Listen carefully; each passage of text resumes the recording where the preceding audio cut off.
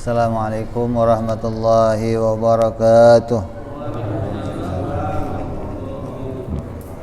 Al-Fatihah ila ruhi Sayyidina Habibina Syafi'ina Rasulillah Sayyidina Muhammad ibn Abdullah sallallahu alaihi wa alihi wa sahbihi wa azwajihi wa dhurriyyatihi Allah ya'ni al-rijati bil jannah wa yanfa'una bi asrarihim wa anwarihim wa ulumihim wa nafahatihim wa rakatihim fid din wal akhirah wa ja'aluna min hizbihim ويرزقنا محبتهم ويتوفنا على ملتهم ويحشرنا في زمرتهم بالعافية وسلامة لهم الفاتحة أعوذ بالله من الشيطان الرجيم بسم الله الرحمن الرحيم الحمد لله رب العالمين الرحمن الرحيم مالك يوم الدين إياك نعبد وإياك نستعين اهدنا الصراط المستقيم صراط الذين أنعمت عليهم غير المغضوب عليهم ولا الضالين آمين بسم الله الرحمن الرحيم نويت تعلما وتعليما وتذكرا وتذكيرا والانتفاع والإفادة استفادة والحثا على التمسك وسنة رسول الله صلى الله عليه وسلم ودعاء إلى الهدى ودلالة على الخير ابتغاء مرضاته قربه وثوابه وحسن الخاتمة مع اللطف والعافية وصلاح العاقبة. Apa kita kemarin?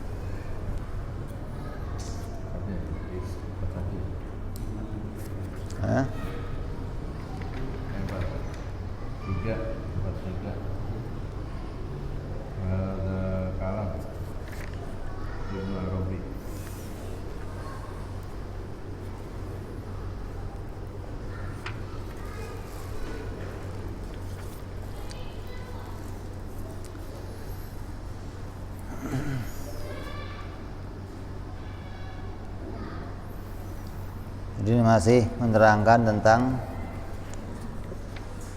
yang berkaitan sama pendapat ulama, sebagian ulama Asy'ariyah yang mengatakan bahwa taklid di dalam masalah iman itu boleh, tapi disertai dengan maksiat. Jadi orang taklid boleh, sah imannya, tapi hukumnya maksiat. Ini pendapat sebagian ulama Asy'ariyah. Tapi menurut pendapat yang lain yang mengemukakan pendapat yang seperti ini, maka dia lemah pendapatnya.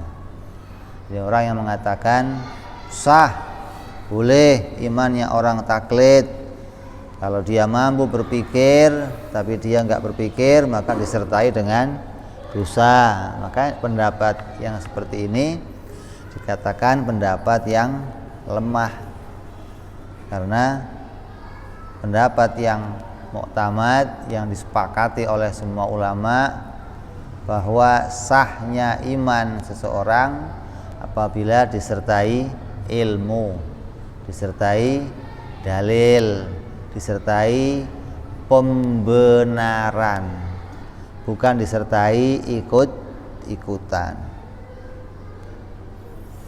Jadi sebagaimana dikatakan dari awal, ini perkataan Imam Ibnul Arabi yang menyatakan bahwa iman itu tidak bisa diperoleh dari 4 perkara. Nggak bisa diperoleh dari taklid, tidak bisa diperoleh dengan cara dzaruri, tidak bisa diperoleh dari ilham, dan tidak bisa diperoleh dari Quran hadis. Iman tidak bisa diperoleh dari 4 perkara ini. Maka diperoleh dari mana? Dari nazar. Nazar itu bukan syaratnya iman, orang itu harus mikir, bukan. Harusnya itu makrifat. Iman harus disertai makrifat. Nah, untuk makrifat harus mikir. Jadi mikir itu jalannya untuk apa? Mikir itu jalan untuk makrifat. Thoriqoh untuk makrifat itu mikir. Nggak bisa thoriqoh makrifat dari 4 ini, nggak bisa. Pingin tahu tapi nggak pakai mikir. Pingin tahu hanya dari ilham. Pengen tahu pakainya ikut-ikutan. Pengen tahu hanya baca Quran, hadis. Ini nggak bisa. Khususnya ma'rifat tentang Allah subhanahu wa ta'ala nggak bisa diperoleh dari 4 ini. Jadi ma'rifat dapatnya dari mana? Nadhar sahih, berpikir dengan cara yang benar, maka akan memperoleh ma'rifat. Jadi dari kesimpulan itu, maka dikatakan oleh musannif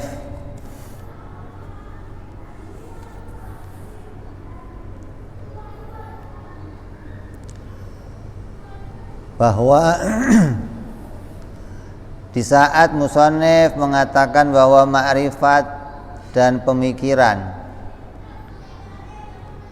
yang mengantarkan kepada wajib, sebagaimana sebagian ulama Asy'ari yang meyakini kebenaran tentang Allah dan meyakini tentang sifat-sifat Allah, bergantung pada cara yang benar, berpikir dengan cara yang benar. Ketika dia berpikir dengan cara yang benar, dia memperoleh ma'rifat, maka dia mukmin yang muwahhid. Namun hal ini hanya bisa diperoleh oleh orang-orang yang mau melakukan pemikiran.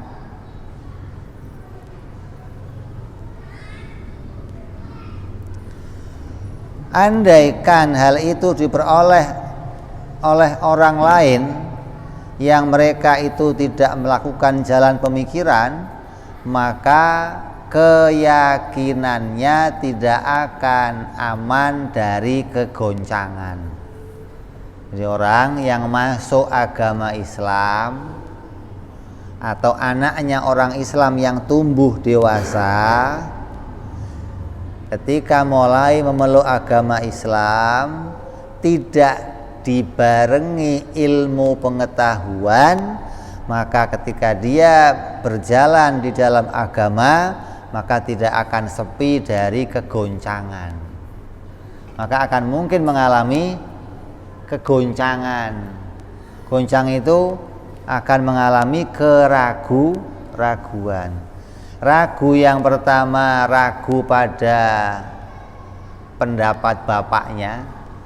Bagi orang yang taklid, ragu sama pendapat orang tuanya.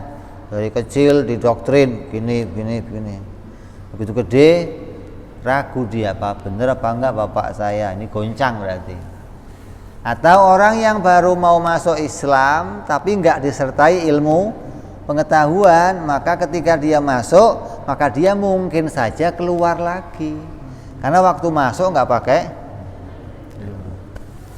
Jadi, maka menurutku orang itu harus mengetahui setiap permasalahan di dalam akidah dengan dalil, gitu loh. Jadi kata ulama Asy'ariyah, maka seyogyanya kamu itu ya harus tahu masalah-masalah akidah, agar apa? Iman kita tidak mengalami kegoncangan. Iman kita iman yang tenang, yang hatinya mutmain, imannya kokoh, tidak mengalami kegoncangan, tidak mengalami perubahan, walaupun ditempa dengan berbagai macam fitnah. Datang ini, datang itu, hatinya tetap kokoh, mempertahankan keimanan kepada Allah. Tapi kalau kita nggak tahu permasalahan ini, maka ini yang menjadi timbul kegoncangan di dalam hati kita. Keyakinan tidak akan bermanfaat kecuali bila keyakinannya muncul dengan dalil.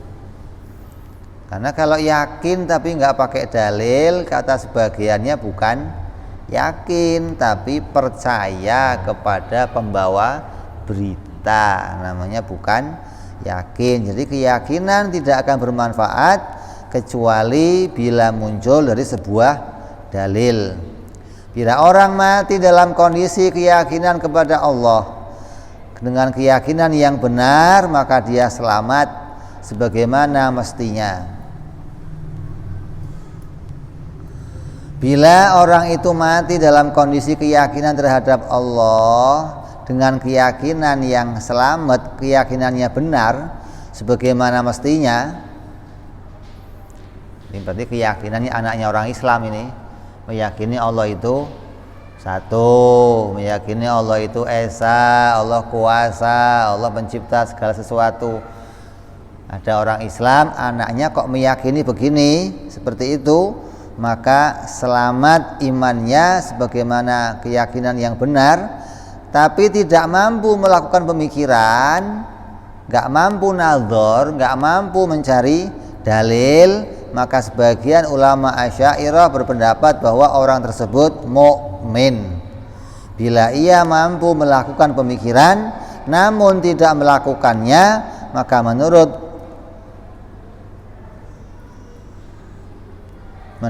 Imam Abu Ishaq, orang itu mukmin dan disertai maksiat.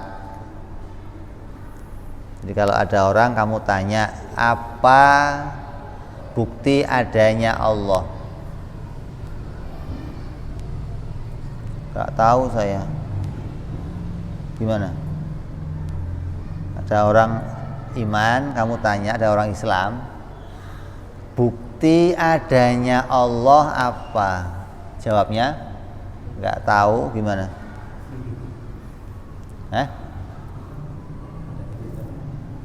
Lagi kalau ada orang ditanya terus jawabnya nggak tahu, gimana? Maka orang yang seperti inilah yang dia itu boleh taklid, gitu loh. Berarti otaknya cetek, otaknya nggak mampu berpikir lebih jauh. Wong bukti adanya Allah kok nggak ngerti, nggak bisa nyari sendiri, berarti otaknya lemah. Nah, orang yang seperti ini tangkep, dudukin, kasih tahu doktrin, hafalkan akidah 50, maka imannya sah. Kalau dia tidak punya kemampuan berpikir, lemah berpikirnya. Tapi kalau ada orang yang mampu berpikir, pikirannya kuat, tapi dia nggak mau berpikir lebih jauh. Pusing saya kalau jauh-jauh. Nggak tapi bisa, tapi dia nggak mau, maka hukumnya maksiat karena meninggalkan berpikir. Ini ada pendapat yang satu tidak dosa apabila tidak mampu berpikir, yang satu berdosa karena meninggalkan berpikir. Maka pendapat ini yang dibangun oleh sebagian ulama Asy'ariyah. Sebagian ulama Asy'ariyah berpendapat demikian, yang menyatakan bahwa imannya orang itu sah tapi hukumnya maksiat bila mampu berpikir. Adapun pendapat Abu Ishaq Al-Asfarani yang mengatakan bahwa orang itu mukmin bila tidak mampu berpikir, maka jelas benarnya insya Allah. Kalau orang nggak mampu mikir, ada orang nggak bisa berdiri, terus suruh sholat, sholatnya bagaimana? Oh nggak bisa, harus berdiri. Ya kejem kamu namanya. Hah? Ya, kalau nggak bisa berdiri ya sholatnya boleh sambil duduk. Kalau nggak bisa mikir, artinya otaknya lemah, nggak bisa bekerja untuk berpikir, maka ya nggak usah dipaksa mikir. Cukup kamu kasih hasil pemikiran kamu, gitu loh. Maka dia akan punya iman yang benar seperti iman kamu yang hasil berpikir. Kalau dasarnya tidak mampu berpikir. Lah siapa contohnya? Siapa contohnya? Orang yang ditanya begini, sesuatu yang tadinya nggak ada, terus jadi ada, itu muncul dengan sendirinya apa diciptakan?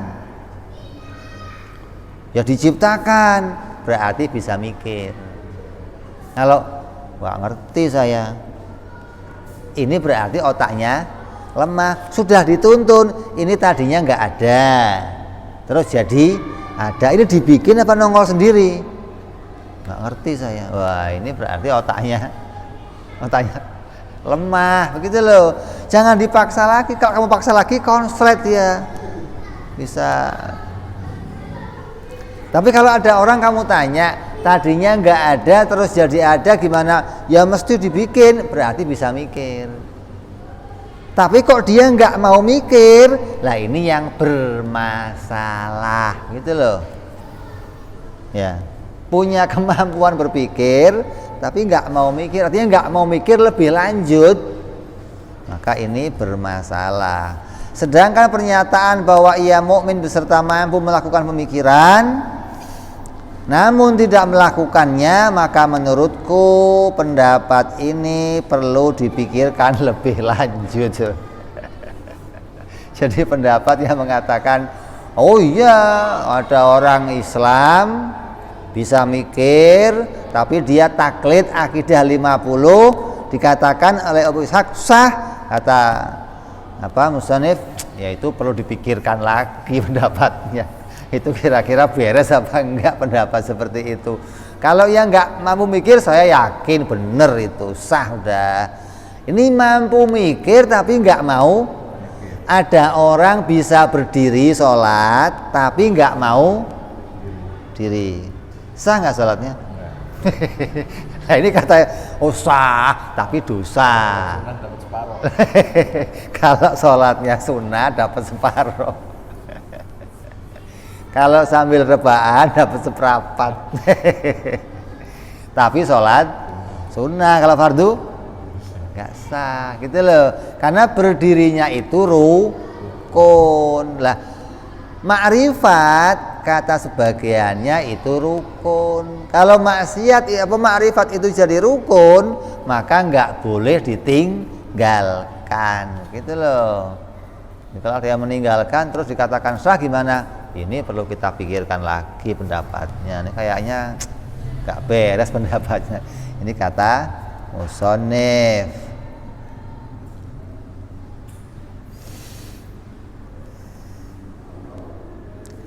Terus lanjut, fa in qila qad aujabtum an-nadhara qabla al-iman ala mastaqarra min kalamikum fa idza du'iya mukallafu ila ma'rifati faqala hatta anduro.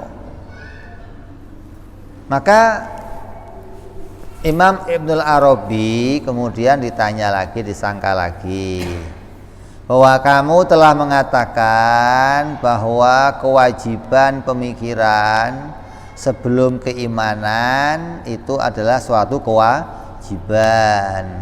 Jadi wajib mikir sebelum iman, sebelum ma'rifat itu wajib. Kenapa? Karena bisa ma'rifat hanya pakai mikir. Kalau nggak mikir, nggak akan bisa ma'rifat. Maka ditanya lagi, kalau menurut pendapat kamu begitu, lalu bagaimana seorang mukallaf yang disuruh untuk ma'rifat, ada orang usia 15 tahun, baik itu anaknya orang Islam atau anaknya bukan orang Islam. Ini ada mukallaf yang bukan Islam, kemudian disuruh ma'rifat, suruh iman kepada Allah. Kamu iman, masuk agama Islam, iman kepada Allah. Terus dia menjawab, nanti dulu. Hatta anduro, sampai nantilah saya mau mikir dulu. Ntar, masuk dong kamu Islam, ntar saya mau mikir dulu. Fa innal an fi mahlatin nadhari hatta tirdadih madza taqulun. Maka apa pendapat kamu? Kata orang itu, saya akan melakukan pemikiran sebab sesungguhnya sekarang saya masih dalam pemikiran yang lama dan saya sedang mengulang-ulang pemikiran itu.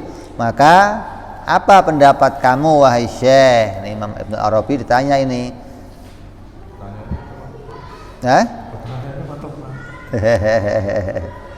Atalzamunahul iqrara bil iman fatankuduna aslakum fi anna nadhara yajibu qablaha.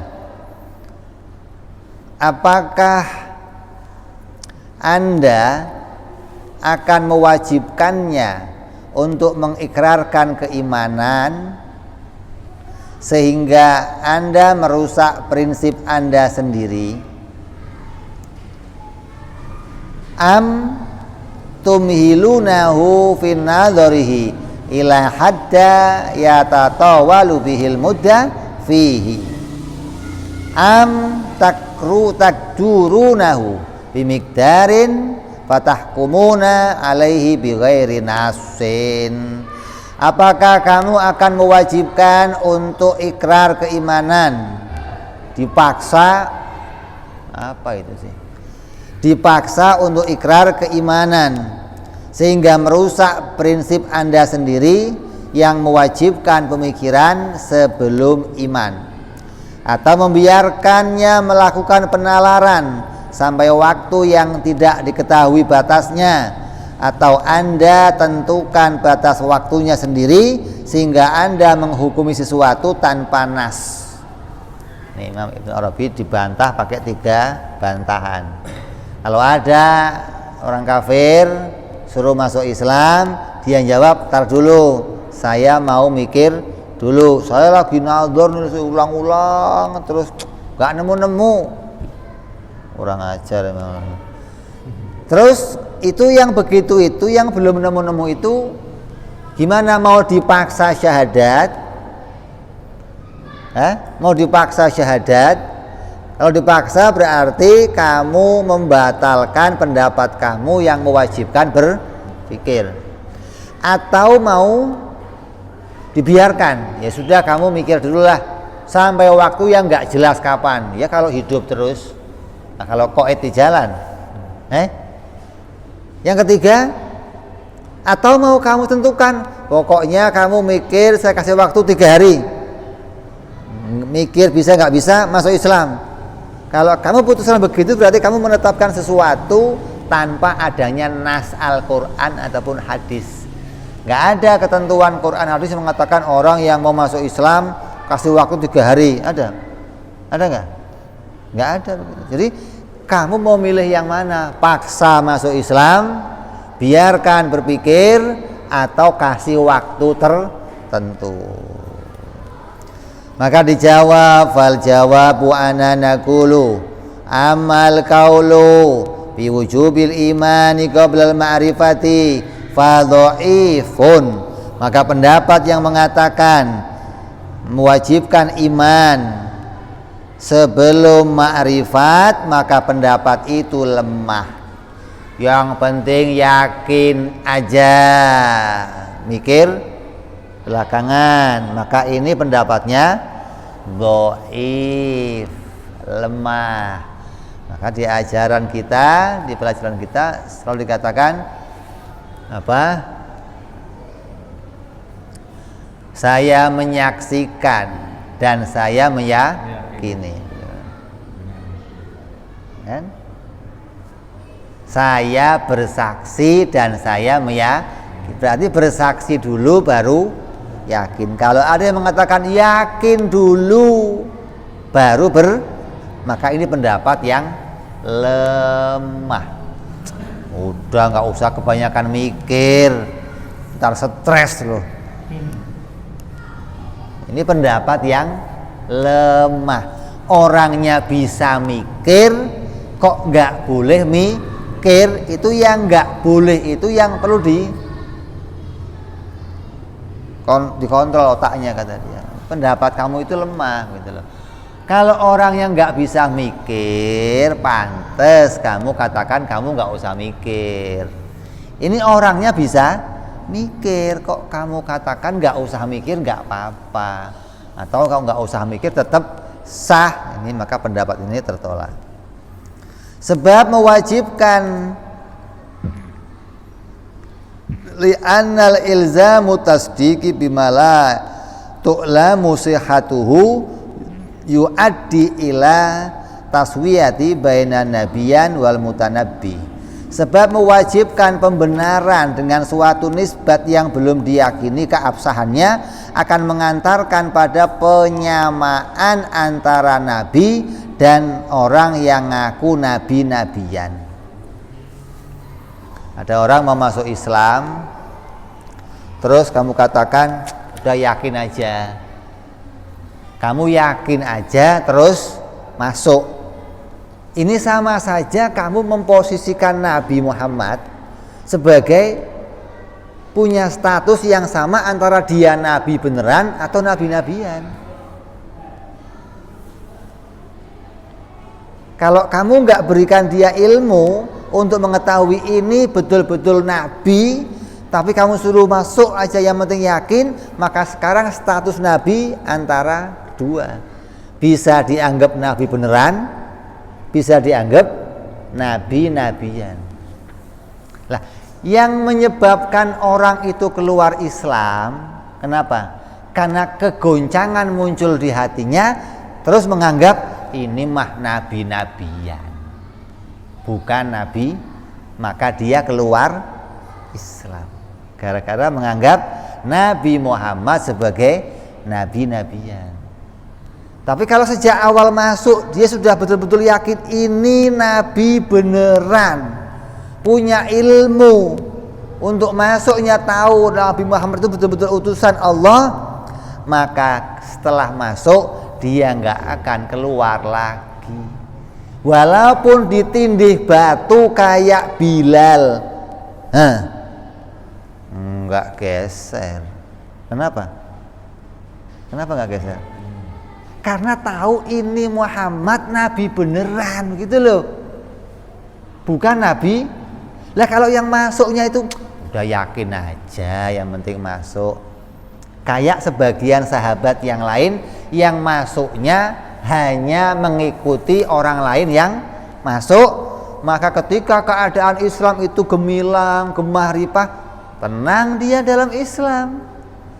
Begitu masa paceklik, hidupnya susah, ternak pada mati, sawah pada enggak, mulai goncang, muncul ucapan Muhammad ini bukan nabi beneran. Nah, karena waktu masuk dia enggak tahu kalau ini betul-betul nabi, hingga dia ragu kalau ini nabi beneran. Maka kalau orang yang mengatakan yang penting kamu iman saja, yakin saja tanpa mikir, berarti orang yang nyuruh itu mau memposisikan nabi statusnya sama dengan yang bukan nabi.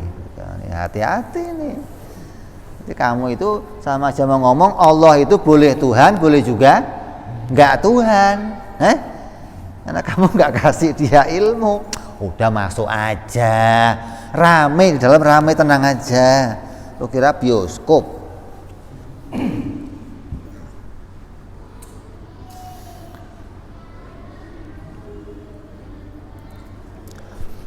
Lalu melakukan pemikiran, menemukan kebenaran dan meneruskan keimanannya, atau ia akan menemukan kebatilan lalu dia akan kembali kepada posisi sebelumnya, yaitu dalam kekafiran. Jadi orang yang dipaksa, yang penting yakin, ini dua kemungkinan.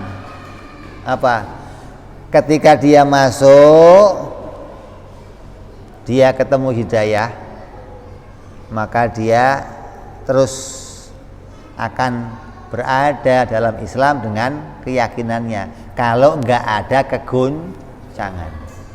Tapi ketika ada goncang di dalamnya, maka dia akan keluar dan kembali pada kekafirannya. Nah yang seperti ini kenapa sebabnya? Sebabnya waktu masuk enggak dimodalin ilmu. Sebab waktu masuk enggak ditunjukkan kalau Allah betul-betul Tuhan, Allah itu satu-satunya Tuhan, dan Nabi Muhammad itu betul-betul Nabi. Kamu enggak ditunjukkan ini, ketika masuk akan mungkin terjadi kegoncangan. Ketika goncang, mungkin kamu akan keluar Islam. Nah ini makanya penting agama pakai ilmu. Kamu masuk agama lain enggak ada, Kristen, Yahudi, Nasrani, Konghucu, masuk jabat tangan masuk. Nggak ada dilatih ilmu makrifat, apa yang mau dimakrifati? Tapi kalau ini kan enggak punya bukti. Apa buktinya kenabian Nabi Muhammad? Apa bukti ketuhanannya Allah? Hingga mereka punya ilmu untuk itu, hingga nggak pernah ragu lagi tentang keyakinan ini. Maka dijawab, wa amma idza da'al matlub, maka ketika ada orang yang diperintah beriman, kemudian dia minta untuk berpikir dulu, maka dikatakan kepadanya, orang mau masuk Islam, disuruh masuk Islam, ngomong dia mau mikir dulu, kemudian lihat orang ini biasa tinggal di lingkungan Islam atau enggak. Kalau dia itu enggak pernah kenal Islam dan dia pernah kenal Islam, maka sekarang berbeda sikap kita, gitu dong. Jangan disamakan, jangan. Ada orang kafir yang hari-harinya tinggal di sekitar orang Islam, berarti dia sudah pernah lihat kita sholat, lihat kita puasa, lihat kita ibadah, lihat kita berpikir, lihat kita ngomong, lihat kita ngajar ilmu. Dia tinggal di sekitar kita. Sama orang kafir yang tinggalnya jauh, nggak pernah kumpul sama orang Islam, maka sikapnya berbeda. Bila dia tidak hidup bersama-sama orang Islam, ini mati ini Islam.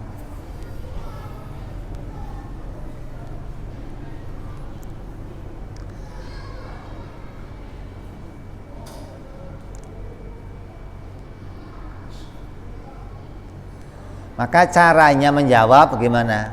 Kalau dia nggak tinggal bersama-sama orang Islam, maka caranya, bila kamu fa'in kunta la ta'lamuhu fasma'hu, apabila Anda tidak mampu melakukan berpikir yang benar, maka lakukanlah sekarang juga.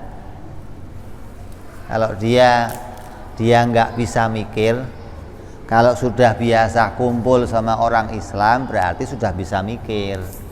Maksudnya mikir tata cara mengetahui kebenaran agama Islam. Tapi kalau dia nggak pernah kumpul sama orang Islam, maka dia nggak bisa mikir. Kalau nggak bisa mikir gimana? Maka kamu akan saya ajarkan caranya berpikir dengan cepat. Bila tidak, maka dengarkanlah dan alur pemikiran yang benar sampaikan kepada dia dalam waktu yang cukup. Waktu yang cukup itu berapa kira-kira? Setahun? 2 tahun? Ajak mikir yang cepat berapa? Buru mati seminggu.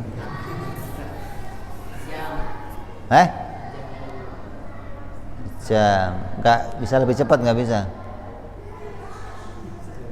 Dalam waktu secepat-cepatnya dalam tempo yang sesingkat-singkatnya. Harus begitu. Artinya diajak berpikir cepat itu 5 menit, 10 menit, begitu loh. Apa yang mau dipikirkan? Tanya, duduk. Alam ini tadinya nggak ada, terus jadi ada. Tiap-tiap yang tadinya nggak ada terus jadi ada, pasti ada yang menciptakan. Kok dia jawab, oh iya, oh berarti sudah beres. Ini otaknya udah beres. Ini cepat namanya, nggak usah pakai berminggu-minggu mau mikir apa, berminggu lama bener. Duduk, saya kasih tahu. Ini alam tadinya nggak ada terus jadi ada. Ini ada yang bikin nggak? Ada. Udah nyambung ini. Nah yang bikin adanya kayak alam atau nggak kayak alam? Ini berpikir cepat namanya.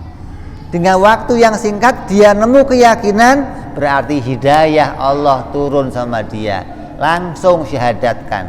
Maka dia bersyahadat dengan modal iman, tahu kalau ini betul-betul agama. Kamu tahu nggak Muhammad itu Rasulullah? Buktinya apa? Nah, tanya nih. Oh, mukjizat. Oh, Nabi membawa sesuatu dari Allah untuk mengalahkan musuh-musuhnya. Maka dia punya sifat sidik, tabligh, amanah, fatonah. Maka ketika dia bisa sampai pada itu dalam waktu yang singkat, dia masuk dengan modal ilmu. Ya nggak usah setahun, nggak usah sebulan, nggak usah seminggu, itu kelamaan. Nanti kalau mau memperdalam, mau tafsil, baru setelah masuk. Emangnya wajib sebelum masuk itu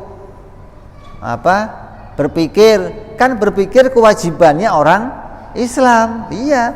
Tapi kewajibannya orang yang mau masuk Islam itu yakin pada yang diucapkan, membenarkan apa yang diucapkan, begitu loh.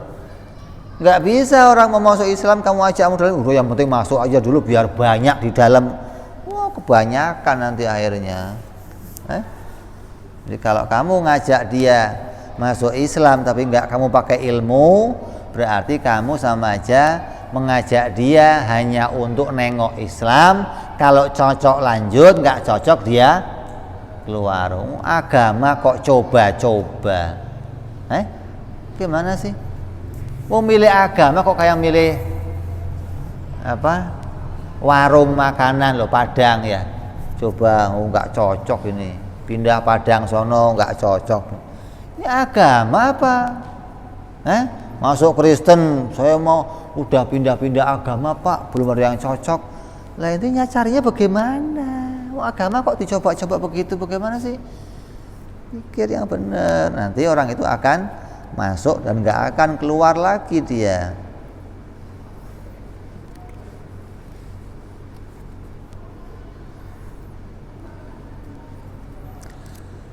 Kemudian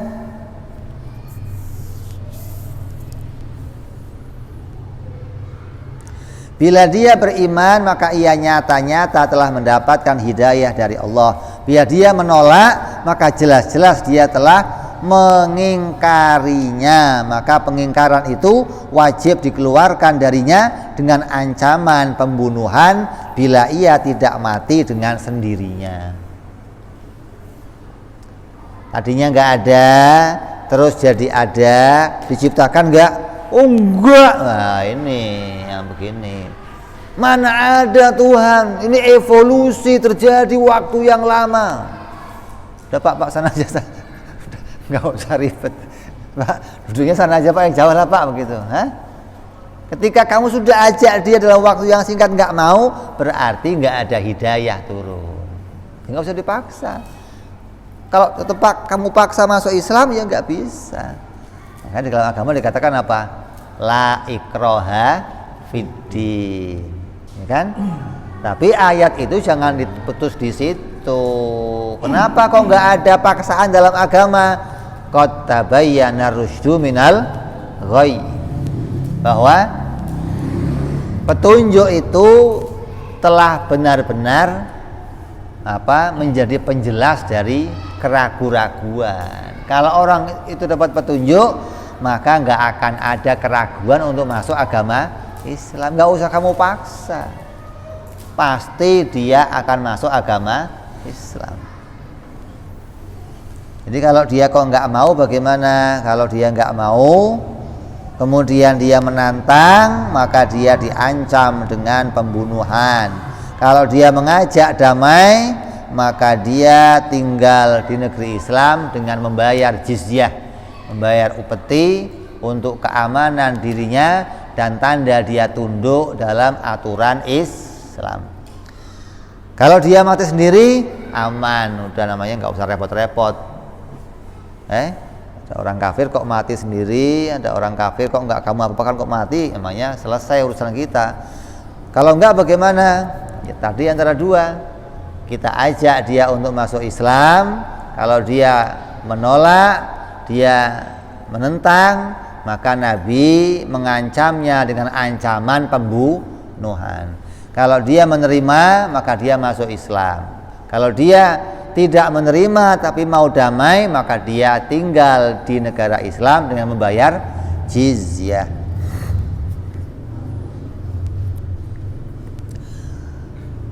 Wa in kana mimman thaqana ahlul Islam, apabila dia termasuk orang-orang yang tinggal di lingkungan Islam dan mengetahui caranya beriman, maka ia cukup diberi waktu, maka dia tidak bisa diberi waktu sedikit pun untuk menunda Islamnya. Nah, beda ini. Kalau dia asalnya dari luar Islam, maksudnya luar lingkungan Islam, nggak pernah tinggal di lingkungan Islam, maka perlu diajak berpikir sejenak agar menemukan keyakinan bahwa agama yang mau saya peluk itu betul-betul agama yang benar gitu loh. Kalau tinggalnya dia di lingkungan Islam, maka nggak perlu diajak mikir, maka dia langsung disyahadatkan karena sudah tinggalnya di lingkungan agama Islam.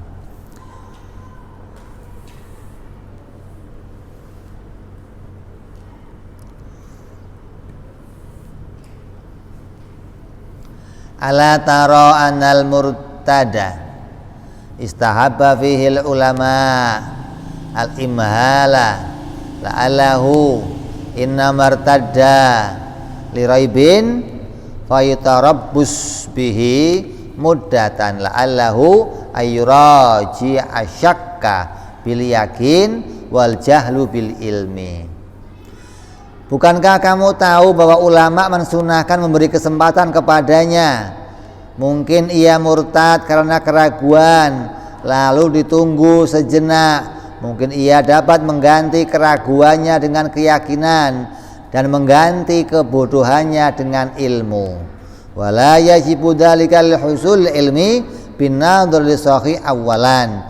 Dan pemberian kesempatan pada orang murtad tidak wajib karena keyakinan dapat dihasilkan dengan pemikiran yang dapat diperoleh sejak pertama. Jadi ada status orang murtad. Kan kamu tahu orang murtad itu kalau dari Islam kemudian dia murtad, maka agama memberi dia waktu. Kamu harus masuk Islam lagi, harus tobat. Saya kasih waktu sehari, mikir. Kalau enggak bisa masuk Islam lagi, kamu saya bunuh. Karena hukumnya murtad itu dibunuh. Ini kalau murtadnya karena keraguan. Nah, kata musannif di sini, lah kalau sudah murtadnya ragu itu ya sudah enggak usah diajak kasih waktu lagi. Kenapa? Karena waktu dia masuk, dia enggak punya ilmu, ya dia akan ragu. Bagaimana waktu masuknya aja enggak punya ilmu, maka nggak perlu dikasih kesempatan karena apa yang dia peroleh itu didapati karena kesalahannya sendiri. Waktu dia masuk, dia nggak punya modal ilmu, seperti yang saya ceritakan ketika terjadi seorang sahabat Rasul Shallallahu Alaihi Wasallam menjumpai sahabat Abu Musa al-Asy'ari di kota Yaman. Ketika sahabat itu datang ke sana, dia melihat di rumah Abu Musa itu ada orang diikat. Tanya, siapa itu Abu Musa? Ini orang murtad. Maka sahabat yang tadi datang keluar rumah, kalau enggak kamu bunuh sekarang, saya enggak akan masuk rumah kamu lagi. Kata Abu Musa, nanti dulu, ini lagi saya ajak ngomong, barangkali dia mau masuk. Enggak pakai cerita, udah bunuh. Ini perbedaan sahabat. Jadi alasannya dia itu enggak dikasih kesempatan, kenapa? Waktu masuk itu kan mestinya bisa mikir. Kenapa waktu masuk dia enggak mau mikir? Maka sekarang ketika dia keluar, itu tanggung jawabnya, bunuh dia. Jadi orang itu harus masuknya pakai mikir, hingga enggak perlu lagi ketika dia keluar nanti diajak mikir lagi. Beda lagi sama yang murtadnya itu nentang. Ada orang Islam, ada orang kafir masuk Islam. Kemudian setelah di dalam Islam keluar dan mencaci maki Allah dan Rasulnya, maka yang begitu nggak pakai toleransi. Udah ini langsung bunuh, gitu loh. Artinya langsung mendapatkan hukuman karena penghinaannya, karena dia keluar agama dan menghina sendi-sendi agama, menghina panji-panji agama, maka bukan lagi diajak kesempatan untuk taubat. Yang demikian enggak ditunggu lagi taubatnya, gitu loh. Tapi kalau keluarnya itu karena ragu, maka masih ditunggu taubatnya. Barangkali ketika diajak mikir, dia mau masuk lagi ke dalam agama Islam.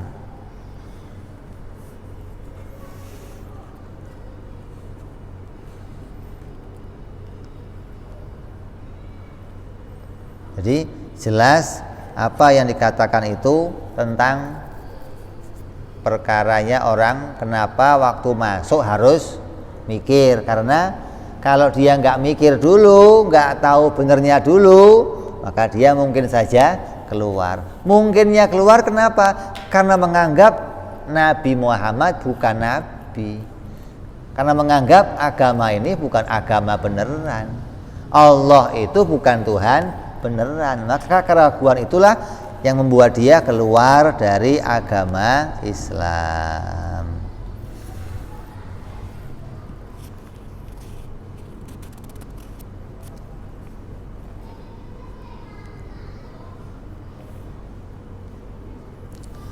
Lalu bagaimana benar menurut seorang pemikir pendapat yang menyatakan bahwa wajib iman dahulu sebelum pemikiran? Sebab menurut akal tidak sah imannya tanpa kebenaran yang diketahui. Keimanan yang ditemukan sebelum keimanan yang ditemukan terjadi karena husnudzon dirinya kepada orang yang memberitakan keimanan padanya. Bila tidak demikian, maka bila dia ragu atau beranggapan bohong, maka dia akan meninggalkan kemantapan imannya. Jadi kalau ada orang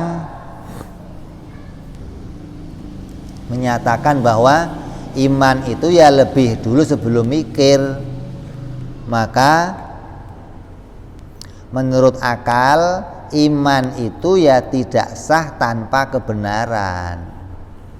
Kata ulama sebagian, iman itu tidak sah tanpa membenarkan. Lah, membenarkan itu pakai ilmu pengetahuan. Kalau kamu nggak pakai ilmu, kamu nggak bisa membenarkan.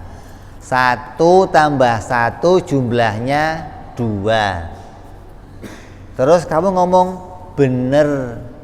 Yang ngomong bener itu karena apa? Tahu. Kalau nggak tahu, nggak bisa ngomong benar gitu loh. Jadi iman itu begitu, harus membenarkan lah. Membenarkan itu perlu tahu. Jadi kalau ada orang kok tahu-tahu mau masuk Islam, ini kamu masuknya membenarkan apa ikut-ikutan gitu loh. Kamu harus masuknya karena membenarkan. Maka ajak dia untuk tahu walaupun sekelumit. Yang penting tahu dulu ini agama benar gitu loh. Lalu dia masuk, kemudian diperpanjang pembicaraan setelah dia masuk ke dalam agama Islam, karena agar dia nggak keluar lagi dari Islam. Lah kalau saya ajak dia taklid aja gimana? Saya kasih tahu Islam begini, udah kamu percaya aja. Gimana? Oh, kalau modalnya hanya taklid, diajak saja yakin. Kalau orang itu sampai memegang kata-kata kamu, maka itu enggak disebut iman, tapi disebut percaya kata kamu. Percaya kata pembawa berita, bukan membenarkan. Beda ini. Percaya sama membenarkan itu beda. Ada orang datang ke sini ngasih tahu di depan ada tabrakan. Berita itu kamu benarkan atau kamu iakan? Kalau kamu membenarkan, maka harusnya kamu sudah lihat dulu kejadiannya. Nah, kalau kamu kok percaya saja, ya udah di depan itu ada tabrakan, itu bukan membenarkan itu namanya, tapi kamu percaya beritanya orang. Beda ini kan. Membenarkan itu hasil pengetahuan, percaya katanya orang, nggak pakai mikir, nggak pakai ngecek, nggak pakai cari tahu kebenarannya. Yang penting ya udah saya percaya. Nah, percaya yang seperti itu kata sebagian ulama Asy'ari itu bukan iman gitu loh. Iman itu percaya yang pakai bukti, percaya yang pakai ilmu, itu namanya iman. Lah terus orang yang ikut-ikutan tadi yang kamu kasih tahu tadi, ya udah saya percaya dah. Di depan ada tabrakan. Ya. Kemudian setelah kamunya pergi, ada orang lain datang. Dia nanya, Pak, dari mana? Dari depan. Saya mau nanya, betul nggak di depan ada tabrakan? Nggak ada. Saya nggak lihat tabrakan. Kamu yang tadinya percaya, setelah mendengar dia ngomong nggak ada, apa sikap kamu? Ragu. Nggak bener nih yang ngasih tahu. Juga ada katanya, gimana sih? Itu loh. Lah, karena kamu ragu, kamu akan meninggalkan omongannya yang pertama. Gitu loh. Ini yang dikhawatirkan begitu, kalau sampai modalnya cuman percaya kata orang, bukan percaya pakai dalil. Sama aja begini gambaran nih. Kita bikin bikin gambaran, kita bikin ilustrasi. Kamu bilang sama anak kamu, nak, di belakang hutan ini ada tempat yang indah, yang kalau kamu sampai ke sana hidup kamu akan makmur, tenang, sudah sentosa. Anak kamu nanya, caranya ke sana gimana, Pak? Ya ini pakai ini, kamu saya modalin pentungan hansip nih. Kalau ada hewan-hewan yang mau gigit kamu, mengganggu, pukul aja pakai itu. Ya. Masuk dia ke sana. Setelah dia masuk di sana, kalau ketemunya sama ular kecil, kalajengking, masih bisa dipukul. Lah begitu ketemunya macan, gajah, ketemunya PDI, melotot aja dia, pentung diem aja, gimana terus? Itu ketika pentungan sudah nggak kepake lagi, kira-kira masih dipegang terus nggak itu? Akan diapain? Saya perlu senjata yang lain. Maka akan ditinggalkan itu. Jadi kita demikian. Kalau kamu hanya modali anak kamu pakai percaya kata bapak, nanti ketika dia di jalan ketemu orang yang pemikiran lebih hebat dari bapaknya, dia akan ragu kata bapaknya. Bapak saya ini nggak bener kayaknya ini, masa begini?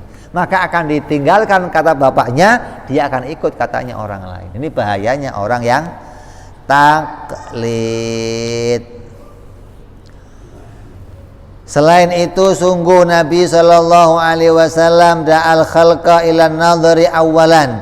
Bahwa kita tahu Nabi mengajak kepada manusia untuk berpikir pada awal-awal penyebaran agama Islam.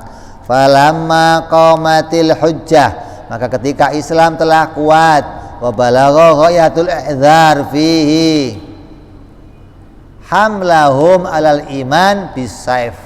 Ketika hujjah telah kuat, nazar telah diajak semuanya, banyak orang masuk Islam, maka mulailah Nabi memegang pedang. Jadi nggak ada dari awal Islam itu pakai pedang, ayo masuk Islam, masuk Islam. Nggak ada begitu, nggak ada. Nabi ngajak orang pakai akal. 13 tahun di Mekah tidak ada pedang diangkat, nggak ada. Setelah pindah ke Madinah, Islam kokoh, berdiri negara Islam, baru ada perang. Kenapa? Perangnya karena ini urusannya negara, mengajak negara yang lain. Negara ini nyerang, bagaimana? Ini mempertahankan. Lah tadinya sebelum negara, Nabi nggak ada pedang, nggak ada, adanya berpikir. Ayo, Allah ada apa tidak ada? Tuhan berapa? Siapa yang bikin ini? Mikir. Setelah kuat semuanya, pindah ke Madinah, berdiri negara Islam, maka Nabi mulai dakwahnya antar negara. Kirim ke Eropa, kirim ke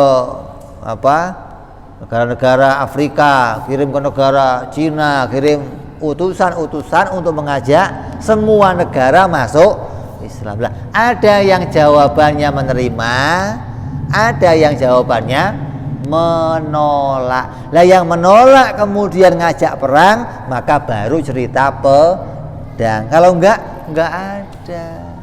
Islam masuk Indonesia enggak pakai pedang. Enggak ada pedang, enggak ada. Ya, ajak berpikir. Orang Indonesia sejak dulu sudah meyakini Tuhan. Begitu wali-wali datang, oh cocok ini.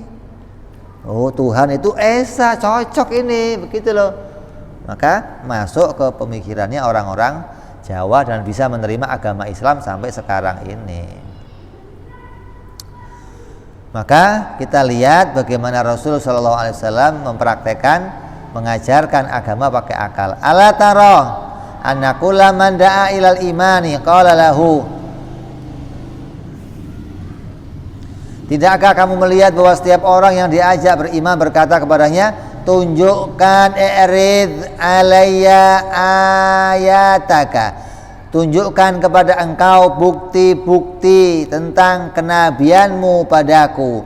Faya'ridu alaihi fayanzuru lahul haq wa yu'minu faya'mana au yu'anidu fayaliku.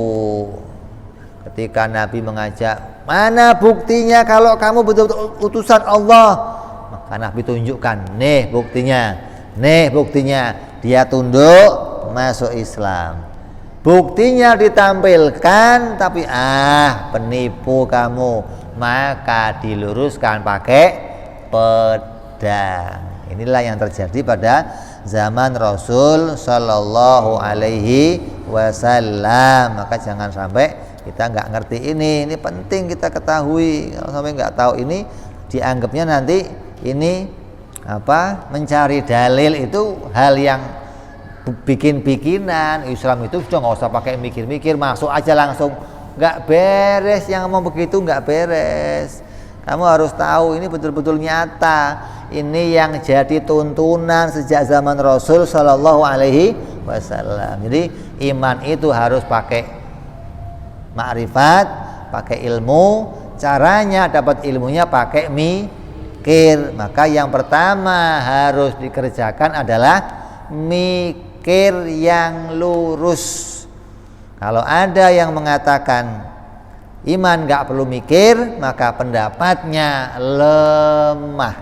Pendapatnya tidak bisa dijadikan pedoman oleh seluruh ulama, karena tidak semua ulama menerima pendapat itu. Tapi kalau iman itu pakai dalil, pakai mikir, semua ulama mengatakan imannya sah. Ini muwahhid, orang yang betul-betul mengesahkan Allah Subhanahu wa ta'ala. Maka inilah pernyataan Imam Ibnul Arabi yang bagus pendapatnya, yang bisa kita jadikan sebagai rujukan, sebagai pedoman. Dari awal pendapat beliau yang mengatakan iman tidak bisa diperoleh dengan 4 perkara, maka dipertanggungjawabkan apa yang harus kita lakukan. Oh, harusnya nazar, harusnya mikir, harusnya pakai dalil.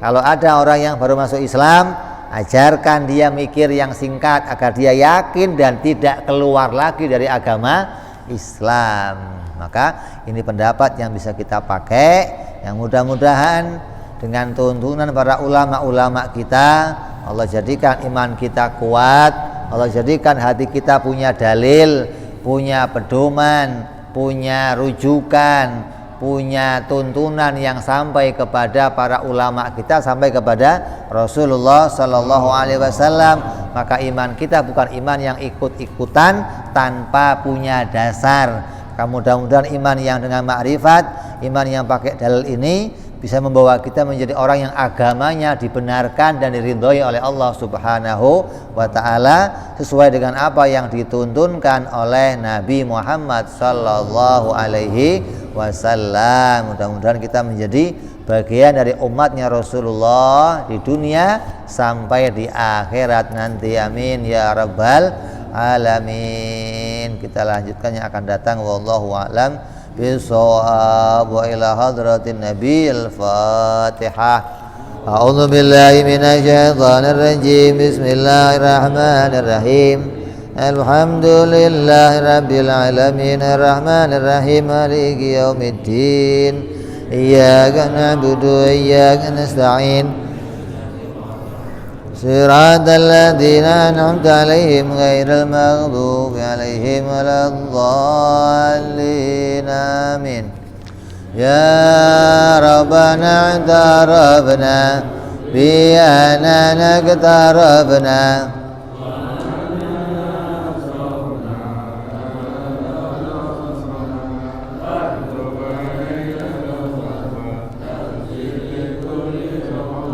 واستغفر لنا عوراتي روعتي واغفر لوالدينا ربي ومولودينا والأهل والإخوان وسائر الهلان وكل ذي أو جيرة أو صحبة والمسلمين أجمع آمين ربي اسمع فضلا وجودا منان لا باكتسام منا بالمصطفى رسولي نضى بكل سولي صلى وسلم ربي عليه عند الحب وآله وصحبه عداد طنس صحبي بالبدء وتناهي سبحان ربك رب العزة وسلام على المرسلين والحمد لله رب العالمين.